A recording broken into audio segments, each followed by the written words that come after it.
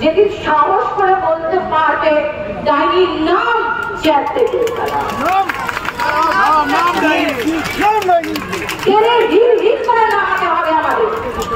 অনেক হয়েছে। এবার আমি না এত গোল গোল গোল গোল সুন্দর করে কথা বলতে শিখি।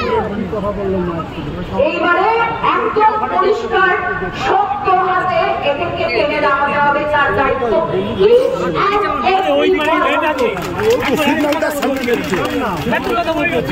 অনেক হয়েছে, অনেক সহ্য করা হয়েছে, আর না এমনি করে বলো না, না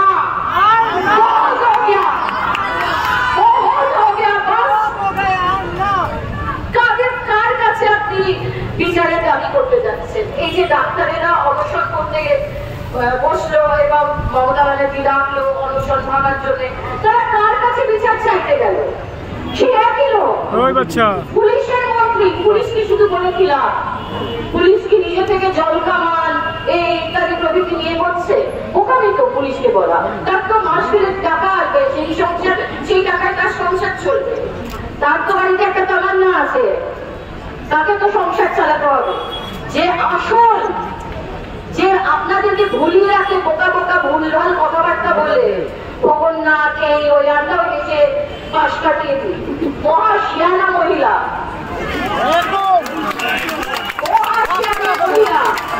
আপনারা ওর বোকামিতে আসবেন না। এই বোকামিগুলো ইচ্ছাকৃত করে করা। সিরিয়াস বিষয় থেকে মানুষকে বিভ্রান্ত করা। আপনি যাতে আপনার রাস্তা, এই বর্ষার মধ্যে রাস্তা, আমরা ট্যাক্স দিচ্ছি, আমরা ভালো পরিষ্কার রাস্তা দিয়ে হাঁটবো।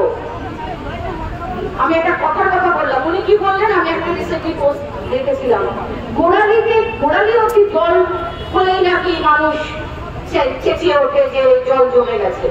কেন এইগুলো শুনে আপনারা চুপ করে থাকতেন? কেন এক বছর বিচারহীন? এক বছর বাবা মার কাছে সন্তান, একমাত্র সন্তান, সন্তান মরে যাওয়া মানে বাবা মার মৃত্যু হয়ে গেছে। আজকে তার মাথা ফাটলো, শাখা ভাঙলো, এটা কোনো বিষয় নয়। তারা মৃতপ্রায়, তারা মরেই আছে। সেই সন্তানকে ধর্ষণ করে খুন করা হয়েছে। আপনারা একটু নিজেদেরকেও বাবা মার কাছে, বাবা মার পজিশনে গিয়ে ভাবুন একবার, আপনার সন্তানের সাথে যদি এরকম হয় আপনি কি করবেন? আপনি পেছন ফিরে দেখতে পারবেন আপনার পেছনে লোক আছে কি নেই? আজকে অভয়ের জন্য, তামান্নার জন্য, আরো যা যা পরপর পরপর ঘটনা ঘটে গেছে পশ্চিমবঙ্গে, কেন ঘটেছে? কারণ এই রাজ্যে ক্রিমিনালরা খুন করে, ধর্ষণ করে পার পেয়ে যায়, কিচ্ছুটি হয় না, কাজকলা হয়।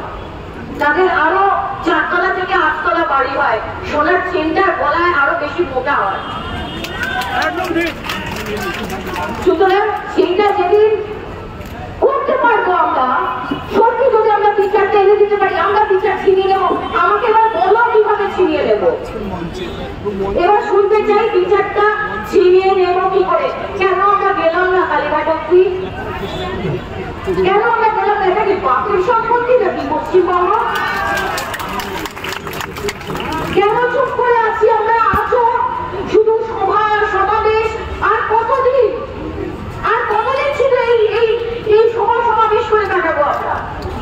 আমাদের মতো মানুষ যারা এই ইন্ডাস্ট্রিতে কাজ, নামেই কাজ করছি, এখন কাজ দেওয়া হয় না আমাদের, কারণ আমরা অন্যায় প্রতিবাদ করি বলে। তাহলে এই যে জার্নালিস্টরা আজকে মাইক্রোফোনটা মুখের সামনে, হ্যাঁ অভয়ের এই হয়েছে, আপনি কিছু বলুন, এই জার্নালিস্টরাই কিন্তু যারা ভুলভাল শাখে ফু দিয়ে এইসব করেছে, তাদের ছবি প্রিমিয়ারে যাবে। জার্নালিজম যে ফোর্থ পিলার অফ ডেমোক্রেসি, সেটা বুঝতে বসেছি আমি জার্নালিস্ট ভাই বোনদেরকে বলছি। আমি তোমরা ভয় থাকো, তোমাদের এডিটর কি বলবে, তোমাদের ওপরে যে আছে তাকে তুষ্ট করে চলতে হবে। এই তুষ্ট করে চলাটা বন্ধ করো ভাই। একটা জীবন, সারা জীবন কি মরে মরে বাঁচবে, ভয়ে ভয়ে বাঁচবে? আমার কাজ গেল, আমার মেয়ে এই হবে, আমার ছেলে এই চাকরিটা চলে যাবে। একবারে সবাই জমায়েত হলে একসাথে বলো, আমরা ইলেক্ট করি। এটা কোনো রাজতন্ত্র চলছে না, গণতন্ত্র।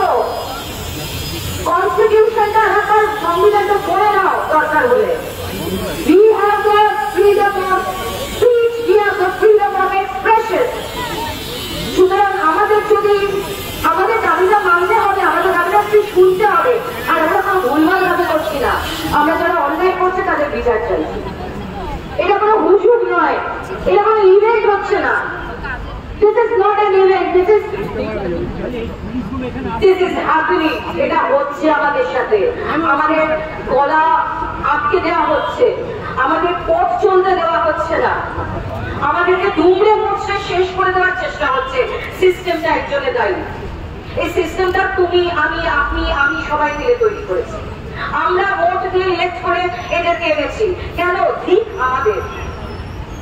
We should blame ourselves first. আর যদি সেই সিদ্ধান্তটা না খুঁজে পান, তাহলে আমরা এটাই ডিজার্ভ করি, আমরা কালীঘাট ডিজার্ভ করি। আর যদি সিদ্ধান্তটা খুঁজে পান, যদি অন্যায় প্রতিবাদ করতে পারেন, তবে অবলাকাণ্ড হবে না, নইলে এই বিচারহীন অবস্থানেই আমাদের থাকতে হবে। সুতরাং যেটা বাদশা বলল, আমাদের প্রত্যেকের দায়িত্ব হচ্ছে আরো মানুষজনকে আমাদের সঙ্গে আনার। কারণ এইটুকু থাকবে না, সারা পশ্চিমবঙ্গ বন্ধ হয়ে যাবে। যখন এরপরে ডাক হবে, সারা পশ্চিমবঙ্গের চাকা ঘুরবে না। সেইটা যদি করতে পারবো 26শে